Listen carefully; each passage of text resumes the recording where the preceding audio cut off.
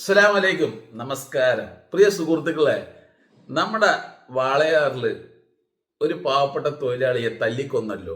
അതുമായി ബന്ധപ്പെട്ട് നമ്മുടെ സാജൻ സക്രിയ ഒരു രീതിയിലും പ്രതികരിച്ചില്ല. അപ്പം ഞാൻ ആലോചിച്ചു, ഇയാൾ എന്തുകൊണ്ടാണ് ഇത്രയും വലിയ വിഷയം കേരളം മൊത്തം, ഇന്ത്യ മൊത്തം ചർച്ച ചെയ്യുന്ന ഒരു വിഷയമായി മാറിയിട്ട് പോലും ഈ മറുനാടൻ മലയാളിയിൽ മാത്രം എന്തുകൊണ്ട് വന്നില്ലേ?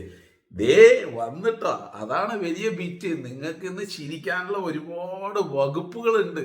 ചിരിച്ച് നിങ്ങൾ മരിക്കും. പ്രിയ സുഹൃത്തുക്കൾ, ആദ്യം ഈ വീഡിയോ ഒന്ന് കേൾക്കുക. ഈ വിഷയത്തിന്റെ പിന്നാലെ പോവാതിരുന്നത് എന്ന് മാത്രമല്ല, ഈ വിഷയം പുറത്തു വരുമ്പോൾ ഒരു കാര്യം ഞാൻ ശ്രദ്ധിച്ചു.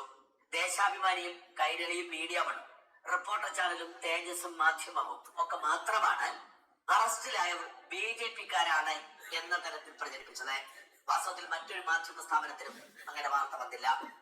അനൂപ് പ്രസാദ്, മുരളി, അനന്തൻ, വിപിൻ എന്നിങ്ങനെ 5 ഈ ജനൻ TV അതുപോലെ കർമ്മ ചാനൽ ഇതിലൊന്നും വന്നിട്ടില്ല. അതിലൊക്കെ വന്ന വിഷയം വേറെയാ. 5 പേരെയാണ് അറസ്റ്റ് ചെയ്തതായി പോലീസ് വൃത്തങ്ങൾ പറഞ്ഞതും അവരുടെ പേര് വിവരങ്ങളാണ് പുറത്തു വന്നതും അവരാണ് RSSകാർ എന്ന തരത്തിൽ വാർത്ത പുറത്തു വന്നതും. എന്നാൽ ഇവർ BJP-ക്കാരാണ് എന്ന് പറയുന്ന മാധ്യമ സ്ഥാപനങ്ങൾക്ക് ഒരു സവിശേഷതയുണ്ട്. അവർ ഒരു ലെഫ്റ്റ് ലിബറൽ ഇസ്ലാമിക് രാഷ്ട്രീയം പുലർത്തുന്നവരാണ്. ഏഷ്യാനെറ്റോ, മനോരമയോ, മാതൃഭൂമിയോ, കേരളകൗമുദിയോ, 24 പോലും അത്തരമൊരു നിലപാടെടുത്തില്ല. BJP-യെ ക്രൂശിക്കാൻ അവസരം കിട്ടിയാൽ അത് പാഴാക്കാത്തവർ തന്നെയാണ് ഈ മാധ്യമ സ്ഥാപനങ്ങളും നോക്കണം. അതിനിടയിൽ ഡോക്ടർ TP സെൻകുമാറിന്റെ ഒരു പോസ്റ്റ് കാണുന്നു.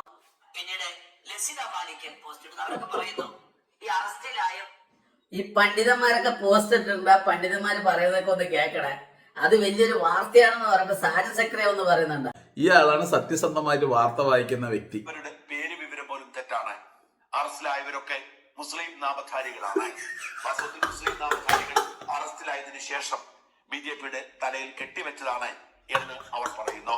ലസിത ആൾക്കൂട്ട മർദ്ദനത്തിൽ ബീഹാർ സ്വദേശിയുടെ മരണം, 9 പ്രതികൾ അറസ്റ്റിൽ എന്ന ഒരു പത്രവാർത്തയുടെ കട്ടിങ് സഹിതമാണ് ലസിത എഴുതിയത്. ആ പത്രത്തിൽ പ്രതികൾ മുഹമ്മദ് അഫ്സൽ, അയ്യൂബ്, ഫാസിൽ, ഹബീബ്, മെഹബൂബ്, നാസർ, അബ്ദുൽ സമദ്, ഷറഫുദ്ദീൻ, നൈസിൻ, സൈനുലാബിൻ എന്നീ പ്രതികളുടെ പേര് പറയുന്നു. എന്നിട്ട് ലസിത ഇങ്ങനെ എഴുതുന്നു: മലപ്പുറത്ത് രാജേഷ് മാൻജി എന്ന ഛത്തീസ്ഗഡ് സ്വദേശിയായ തൊഴിലാളിയെ ആൾക്കൂട്ടാക്രമണത്തിൽ കൊന്നത് BJP RSS പ്രവർത്തകർ ആണെന്ന് ഇടതു നേതാക്കൾ പ്രചരിപ്പിക്കുന്നത്. മതേതര കേരളം എന്ന സുഡാപ്പി പേജ് സംഘപരിവാറിന്റെ ആൾക്കൂട്ടാക്രമണത്തിന്റെ പോസ്റ്റർ ധാരാളം അടിച്ചു വിതരണം ചെയ്തു. സംഭവത്തിൽ പിണറായി പോലീസ് 9 പ്രതികളെ അറസ്റ്റ് ചെയ്തിട്ടുണ്ട്. അവരുടെ പേരുകൾ മുഹമ്മദ് അഫ്സൽ, ഫാസിൽ, ആ പേര് പറയുന്നു. ഇവരെല്ലാം സജീവ RSS പ്രവർത്തകരാണ് കേട്ടോ. സത്യത്തിന്റെ കണിക പോലും ഇവർക്കൊരു നാണം എന്ന് പറയുന്ന ഒരു സാധനം അല്ലല്ലേ? സത്യമായിട്ടും ഒന്ന് ആലോചിച്ച് നോക്ക്. തെറ്റുകൾ ചെയ്തു, അബദ്ധം പറ്റി, ഇനി ഒന്നും ചെയ്യാൻ കഴിയില്ല.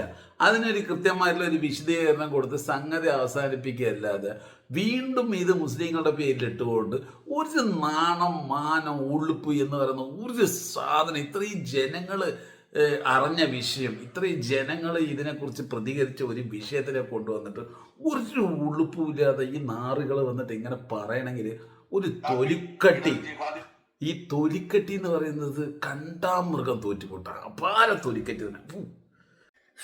ഏറ്റവും ഒടുവിലത്തെ ഉദാഹരണമാണിത്. ഇത് ലക്ഷ്യം വയ്ക്കുന്നത് കേവലം ഇത്ര മാത്രം: സംഭവം നടന്നയുടൻ പ്രതികൾ സംഘപരിവാർ ആണെന്ന് പ്രചരിപ്പിക്കുകയും ലോകം മുഴുവൻ അറിയും. പിന്നീട് യഥാർത്ഥ പ്രതികൾ അറസ്റ്റ് ചെയ്യുമ്പോൾ വളരെ ചെറിയൊരു വിഭാഗം മാത്രമേ അതറിയുകയുള്ളൂ.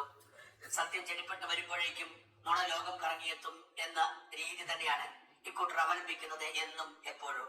ഇത്തരം വേഷം കൂടി പുറത്തു വന്നതോടെ അന്വേഷിച്ചിട്ട് മാത്രമേ ഇതിൽ പ്രതികരിക്കാൻ കഴിയൂ എന്ന് തീരുമാനിക്കാം. അതിനിടയിലാണ് ഡോക്ടർ ഹിതേഷ് ശങ്കറിന്റെ പോസ്റ്റ് കാണുന്നതും ഹൃദയഭേദകമായി ഈ ദുരന്തത്തെ ഡോക്ടറുടെ വാർത്ത കേട്ടിട്ട് സാജൻ സക്രിയയുടെ ചങ്ക് പിടഞ്ഞത്ര. എന്ത് മനുഷ്യനാണില്ലേ ഇയാളെ സത്യം പറഞ്ഞ എന്ത് ചെയ്യണമെന്നറിയോ? നമ്മുടെ ദുബായ് ബുർജ് ഖലീഫ ഉണ്ടല്ലോ, ബുർജ് ഖലീഫ, അതിൻ്റെ മുകളിൽ കൊണ്ടിട്ട് ഇങ്ങനെ കെട്ടിയിട്ടിട്ട് ഇങ്ങനെ നിർത്തിയിട്ട് ചാട്ടാറ് വെച്ച് അട്ടിക്കണം. എന്തിനാ പറയുക? സത്യം പറടാ പറഞ്ഞിട്ട് വാർത്ത വായിക്കുന്ന സത്യസന്ധനായിട്ടുള്ള ഒരു വാർത്തകനാണത്ര നമ്മുടെ സാജൻ സക്രിയ. നാറി. അപ്പോൾ പ്രിയ സുഹൃത്തുക്കളെ, ഈ സാജനെ കുറിച്ച് നിങ്ങളുടെ വിലപ്പെട്ട അഭിപ്രായം കമന്റിലൂടെ പറയുക.